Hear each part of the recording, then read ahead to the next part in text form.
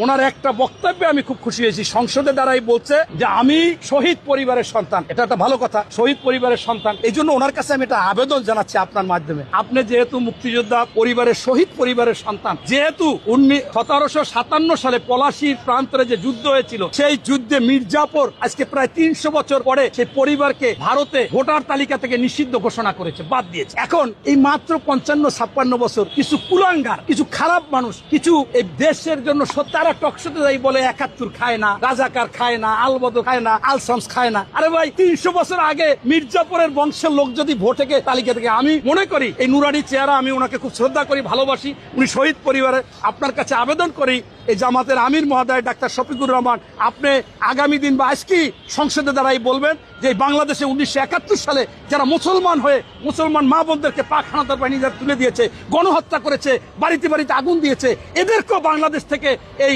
যারা রাজাকার, আলসামস, আলবদর এবং যুদ্ধ অপরাধী, তাদের ভোট অধিকার থেকে তাদের বাতিল করতে হবে। এইটা আপনি বলবেন সংসদে, তাইলেই বুঝবো আসলেই আপনি বাপের বেটা, আসলেই আপনি একজন শহীদ পরিবারে, আসলেই আপনি মুক্তিযোদ্ধা পরিবারে, আপনি আসলে মিথ্যা বলেন না। ধন্যবাদ।